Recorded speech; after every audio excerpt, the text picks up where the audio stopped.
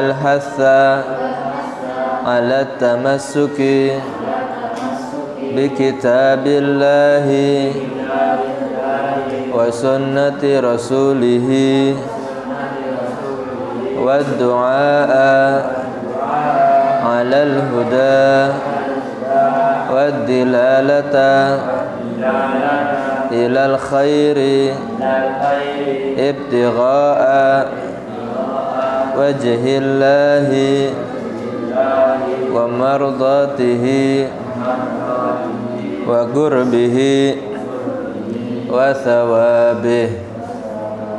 Bismillah walhamdulillah wassalatu wassalamu ala rasulillah Sayyidina Muhammad bin Abdullah wa ala alihi wa sahbihi wa man walah.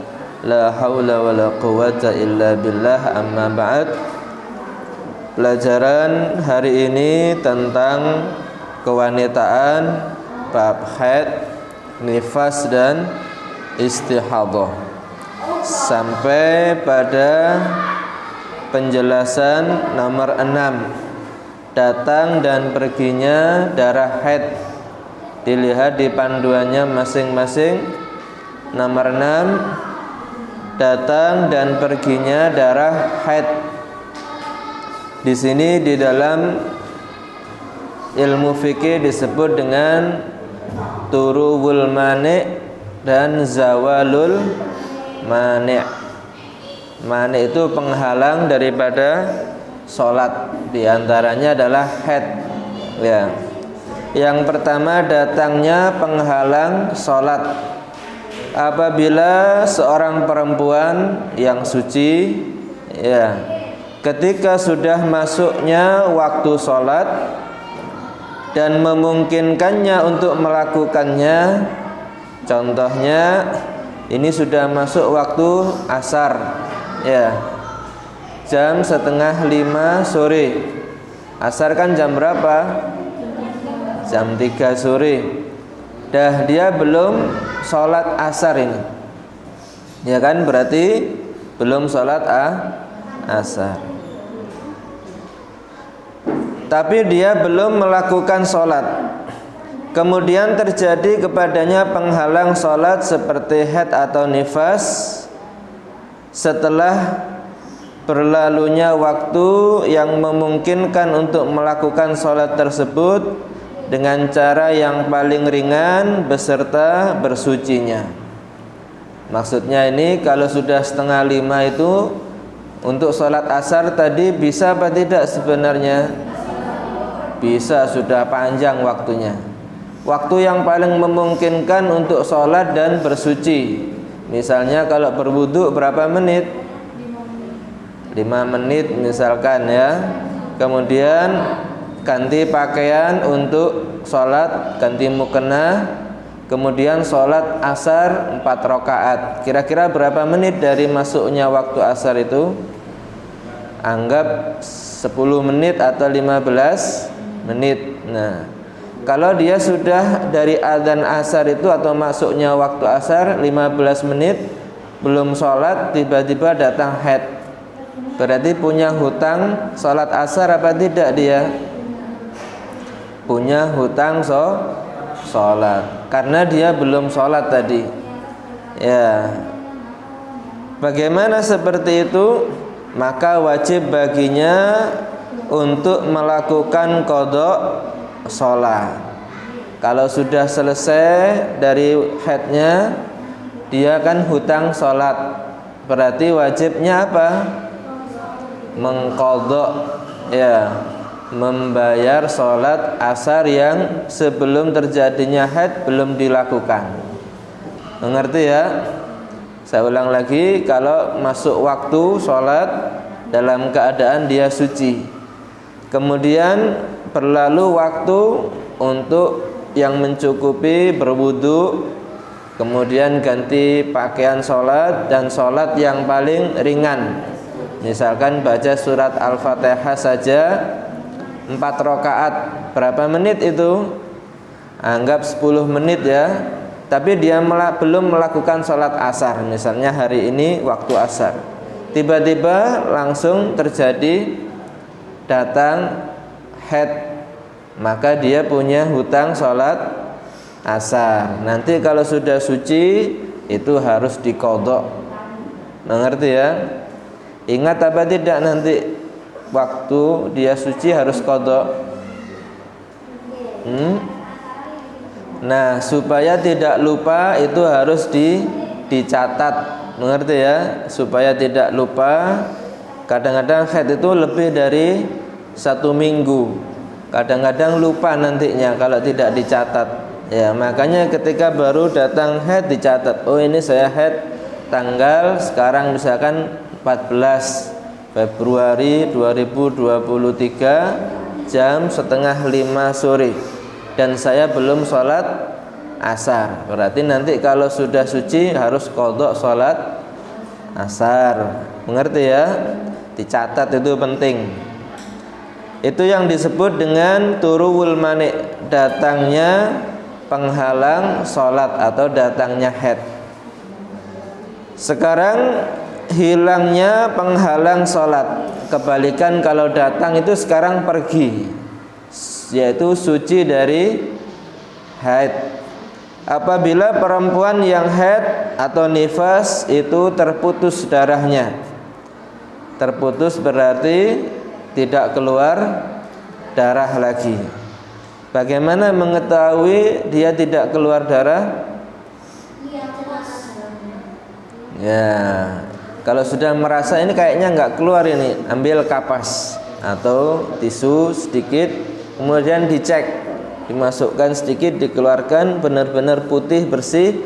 Nah, itu sudah tidak ada darah, terputus darahnya. Nggak bisa hanya sekedar prasangka saja, saya ini sudah bersih, bukti saya lihat di celana dalam juga nggak ada. Cuman harus yang di bagian keluarnya darah itu. Ya. Apabila terputus darahnya sebelum keluarnya waktu sholat, seperti sekarang belum keluar waktu sholat, yang memungkinkan melakukannya takbiratul ihram atau lebih. Misalnya ini sekarang waktu apa? Asar ya. Ada orang haid menjelang maghrib kurang 5 menit dia suci. Ya, menjelang maghrib kurang 5 menit dia suci. Apa yang harus dilakukan? Nah, di 5 menit ini cukup apa enggak kalau dipakai untuk takbiratul ihram? Allahu Akbar. Berapa menit ini? Enggak sampai 1 menit. Anggap 1 menit ya. Kalau waktu maghrib kurang 1 menit berarti dia apa? Maka wajib bagi dia segera melakukan sholat jika waktunya masih tersisa. Berarti wajib sholat asar apa tidak waktu itu? Karena asar masih tersisa berapa menit tadi? 5 menit. Padahal yang boleh meninggalkan itu kalau hanya cukup atau kurang dari melakukan takbiratul ihram. Ini lebih ini. Maka dia harus sholat asar. Cuman kan dia harus mandi. Caranya bagaimana? Cara yang dilakukan adalah dia harus mandi dulu, mandi besar. Nah, kalau sudah selesai mandi ternyata azan maghrib, berarti sholat asarnya tadi harus apa? Qadha. Ngerti ya? Sholat maghrib dulu. Setelah sholat maghrib selesai, qadha sholat apa tadi? Sholat asar. Nanti ada tambahannya. Jika belum melakukan sholat tersebut, nggak sempat sholat asar karena habis mandinya sudah masuk waktu maghrib, maka wajib mengqadha'nya, mengqadha' sholat asar ini. Ya. Selama perempuan itu selamat dari penghalang sholat. Misalnya dia nggak terjadi apa-apa, kecuali kalau terjadi lagi setelah dia mandi mungkin jadi gila misalnya. Nah kan dia nggak ada kesempatan untuk sholat waktu itu. Berarti nanti ya. Kalau tidak terjadi penghalang sholat seukuran waktu yang mencukupi melakukan sholat dan bersucinya. Ya. Begitu pula wajib mengqadha salat yang bisa dijamakkan dengan salat tersebut. Kalau sekarang salat apa ini? Salat asar. Ya, salat asar itu bisa dijamak dengan salat apa? Dengan salat apa? Dengan salat zuhur. Ngerti salat jamak ya? Salat jamak itu menggabungkan dua waktu salat dikerjakan pada salah satunya. Kalau orang pergi, dia diperbolehkan tidak sholat pada setiap waktu, boleh dijamak, digabung. Kalau di waktu di awal disebut jamak takdim, kalau dikerjakan di waktu yang akhir jamak takhir, itu jamak. Nah, pasangannya itu duhur dengan asar, ini pasangan sholat jamak. Kemudian maghrib dengan isya, itu pasangan sholat jamak. Kalau subuh bisa apa tidak dijamak? Tidak bisa. Ya, zuhur dengan asar ini berdekatan, sehingga kalau dijamak bisa di salah satunya. Isya dengan maghrib juga berdekatan. Cuman kalau subuh itu ke zuhur jauh apa enggak? Jauh. Isya ke subuh jauh apa tidak? Nah, makanya subuh ini tidak bisa dijamak.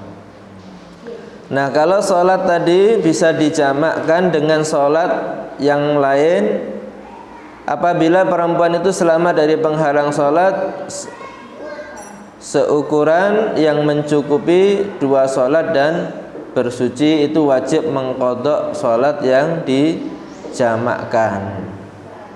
Maksudnya begini, maksudnya biar enggak bingung, dia kan tadi berhenti haidnya di waktu apa? Di waktu asar ya, atau maghrib kurang 5 menit ya kan. Kemudian dia harus mengqadha asar ini sebenarnya kalau dia enggak sempat sholat ya. Kemudian juga wajib mengqadha sholat zuhur. Karena apa mengqadha sholat zuhur? Alasannya karena bisa dijamakkan dengan asar. Mengerti? Jadi dia setelah suci 5 menit sebelum maghrib suci, mandi. Setelah mandi besar, yang dilakukan adalah sholat maghrib. Ya, itu adaan maghribnya di waktunya tepat. Kemudian sholat duhur qadha dan juga sholat asar qadha karena sudah di waktu maghrib ini. Mengerti? Jadi harus melakukan 3 sholat maghrib, sholat duhur dan sholat asar. Mengerti ya? Kenapa kok harus diqadha sholat yang bisa dijamakkan itu? Karena diterangkan dalam asar itu dalil kenapa orang perempuan yang suci dari haid wajib mengqadha sholat yang bisa dijamakkan. Saya bacakan, hadatsana Hashim bin Mughairah wa Ubaidah akhbarahu an Ibrahim an Hajjat an Atha wa Syi'bi an Abdul Malik an Atha fil haid. Diriwayatkan dari Hashim, dari Mughirah, ini nama-nama periwayat keterangan ini. Fil haid, bagi perempuan yang haid, idza tahurat qabla ghurubi syamsi, jika suci haidnya sebelum tenggelam matahari, sebelum maghrib, sholatiz zuhra wal asra, dia harus sholat zuhur dan asar. Yes, berarti sholat asarnya qadha dan juga sholat zuhurnya di qadha. Mengerti ini? Wa idza tahurat qabla al-fajri shallatil maghrib wal isya. Kalau sucinya sebelum subuh, misalkan subuh kurang 5 menit dia suci, dia bangun sebelum subuh, dicek ternyata sudah bersih dari haidnya, dia harus mandi untuk sholat isya kan. Nah, kalau sudah selesai mandi ternyata sudah subuh, dia harus sholat subuh adaan di waktunya, kemudian sholat qadha isya dan juga maghrib, karena bisa dijamakkan maghrib dengan isya ini. Mengerti ya? Kalau tidak dikerjakan duhurnya juga atau maghribnya, dosa apa tidak? Nah, dia punya hutang ya, karena tidak mengerjakan sholat maghribnya atau sholat duhurnya. Oleh karena itu harus dimengerti masalah zawalul mani. Itu di bukunya dicontohkan, contohnya dilihat apabila seorang perempuan suci dari haid atau nifas di akhir waktu sholat asar. Di akhir waktu sholat asar, misalkan maghrib kurang 5 menit dia suci seperti saya contohkan tadi. Dan tersisa waktu yang mencukupi untuk takbiratul ihram atau lebih sedikit. Ya, 5 menit itu cukup apa tidak untuk takbiratul ihram? Allahu Akbar. Ini sangat pendek. Yaitu cukup. Maka wajib baginya melakukan sholat asar dan zuhur. Bukan hanya asar saja, dan juga zuhur. Kenapa? Karena keduanya bisa dijamakkan. Mengerti ya? Itu digarisbawahi supaya tidak lupa.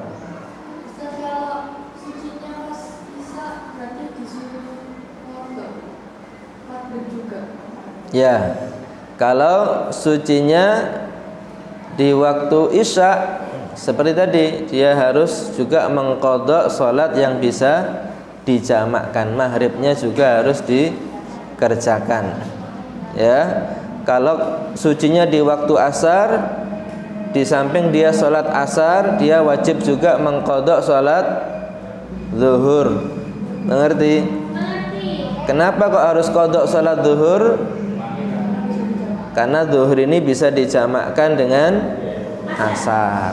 Ya, kalau dia suci di waktu isya, dia harus sholat isya adaan di waktunya dan juga sholat maghrib di qadha, karena maghrib bisa dijamakkan dengan isya. Mengerti ya?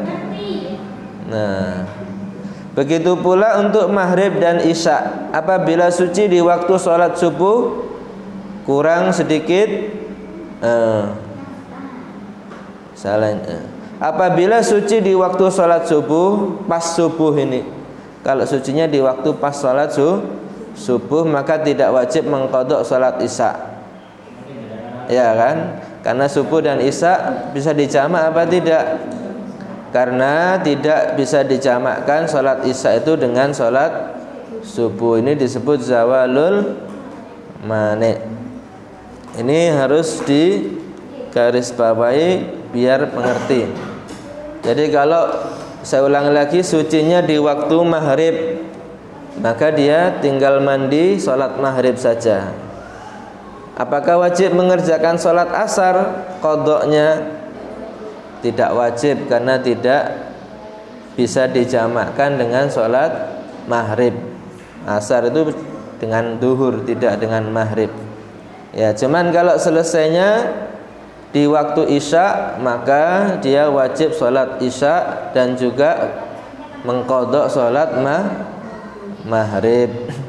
Ngerti ya?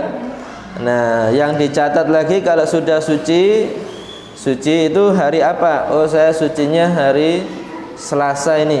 Ya, hari Selasa jam 5 sore. Berarti yang harus saya lakukan apa?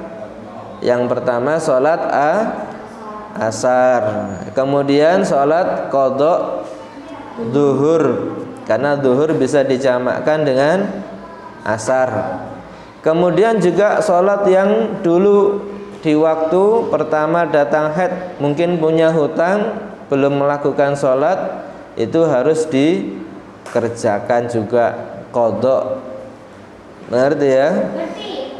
Kalau tidak dikerjakan ini hutang sholat. Nah, hutang sholat itu dosa apa tidak? Iya, meninggalkan sholat itu dosa paling besar. Iya. Nah, itu termasuk dosa besar. Mengerti ya? Ini harus dipahami karena banyak perempuan sekarang ini yang tidak mengerti.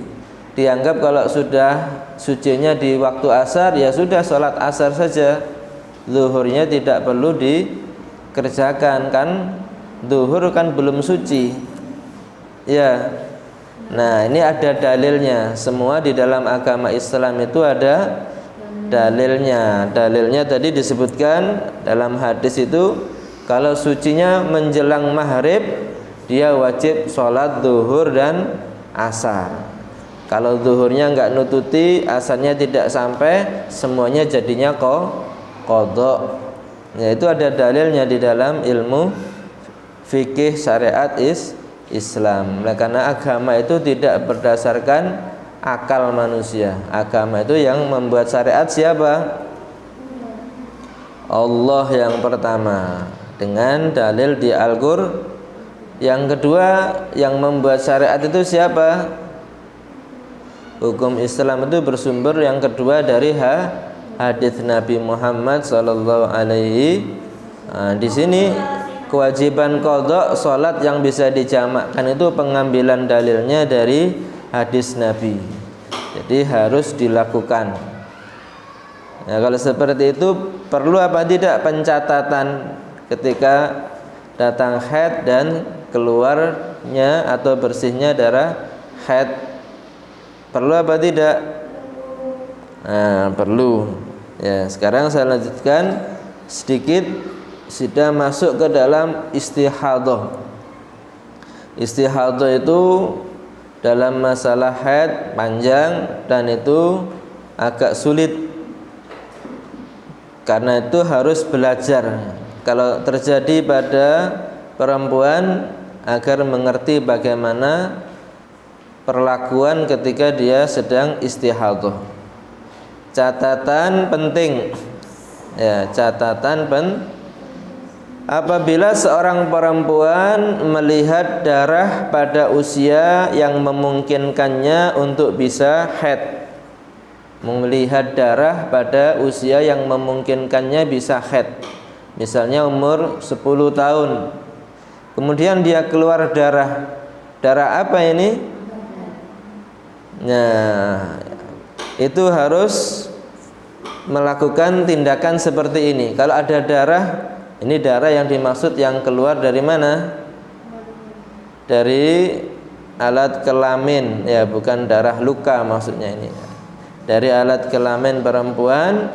Kalau melihat darah, maka dia diperintahkan untuk meninggalkan segala perkara yang diharamkan bagi perempuan yang haid. Sudah melihat darah keluar, maka dia dilarang sholat. Jangan sholat dulu, karena itu kemungkinan nanti jadi darah haid, kemungkinan cuman. Juga kalau dia puasa itu dilarang dulu, ya. Juga termasuk berhubungan suami istri, tanpa harus menunggu sampai darahnya itu sehari semalam. Tidak harus menunggu sampai ini keluar terus apa tidak sampai 24 jam ini. Enggak perlu seperti itu. Keluar darah sudah harus tidak sholat. Ya, seperti misalkan sebelum maghrib keluar darah, berarti enggak usah sholat maghrib dulu, tunggu. Ya. Karena berdasarkan pada hukum yang terlihat, yaitu zahir. Hukumnya dia keluar darah, berarti dianggap haid atau bukan? Kalau keluar darah, zahirnya dia sudah dianggap seperti haid, cuman menunggu sampai kepastiannya berapa itu keluar darahnya tadi. Apabila nanti keluar darahnya itu kita menghukumi dengan haidnya perempuan karena melihat darah yang keluar, kemudian ternyata hitungannya kurang dari sehari semalam. Ya, ternyata enggak sampai sehari semalam. Maghrib keluar, jam 2 malam berhenti. Ya, berarti berapa jam ini cuman? Ya, sekitar 8 jam lah. Ya, atau 10 jam. Berhenti, loh ini kok sudah berhenti, berarti haid atau bukan 8 jam itu? Nah, dilihat kenyataannya, oh ini sudah berhenti maka perempuan itu wajib mengqadha segala yang telah dia tinggalkan daripada puasa dan sholat. Ya karena bukan haid, maghrib dan isya tadi belum sholat, wajib qadha atau enggak ini? Wajib qadha karena ternyata bukan haid. Ya, mengerti? Jadi kalau ketika datang haid, enggak, jangan sholat dulu, tunggu. Kalau ternyata enggak sampai sehari semalam, tidak sampai batas minimal haid, berarti semua yang dia tidak sholat itu harus diqadha. Mengerti? Namun tidak wajib baginya untuk mandi besar. Ya kan? Kalau enggak sampai haid berarti wajib mandi besar apa tidak? Itu bukan haid. Karena yang mewajibkan mandi besar itu salah satunya adalah haid dan nifas. Kalau bukan haid enggak wajib mandi besar, cukup apa? Dibersihkan najisnya saja, istinja, kemudian ganti pakaian yang suci, kemudian wudu, langsung sholat ngodok. Ya. Karena nyatanya darah itu bukan darah haid, memang bukan darah haid. Maka jika dia telah berpuasa dan sudah berniat sebelum keluarnya darah, maka puasanya tetap sah. Misalkan dia jam 3 sudah niat puasa ini, ya, kemudian dilihat subuh kok ada darah ini ya, dia kan berarti tidak boleh sholat subuh. Cuman dia tidak membatalkan puasanya. Ternyata jam 7 pagi berhenti darahnya itu. Berapa jam ini? Cuman 4 jam kan? Nah itu kalau dia sudah niat puasa dan tidak membatalkan puasanya, itu boleh langsung melanjutkan dan puasanya bisa sah. Karena kan kenyataannya haid atau bukan itu? Bukan, berarti puasanya sah apa tidak? Kalau tidak haid, sah. Mengerti ya? Nah, sebagaimana perempuan itu mengetahui haidnya dengan melihat darah, maka juga dihukumi suci ketika terputusnya darah setelah mencapai paling sedikitnya masa haid, dengan cara dia memasukkan dan mengeluarkan kapas dalam keadaan yang bersih, tidak ada bekas darah. Ini caranya. Kalau ingin melihat sudah suci apa belum, ya dicek caranya. Memasukkan sedikit apa? Kapas atau benda yang bersih. Kemudian nanti dilihat, kalau memang sudah bersih, itu berarti sudah suci. Kalau masih ada warna kuning, itu belum suci. Ya. Jadi caranya seperti itu, harus ini dicek. Kalau sekedar melihat secara perkiraan, hukumnya benar apa enggak itu? Harus secara yakin. Dalam ibadah itu dengan keyakinan. Mengerti? Ada pertanyaan? Nah nanti ini kita masuk di masalah istihadah yang panjang, tapi sebenarnya mudah kalau kita sudah mengerti dasar-dasarnya. Hitungan haid itu akan memudahkan kalau terjadi istihadah, dan juga mengetahui sifat-sifat darah. Mengerti ya? Jadi kalau ada darah berhenti dulu, jangan sholat, nanti dicek ya. Wallahu a'lam. Sebab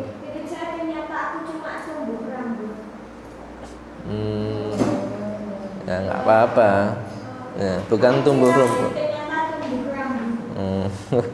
Gak apa-apa ya. Kita baca Aqidatul Awam. Bismillahirrahmanirrahim.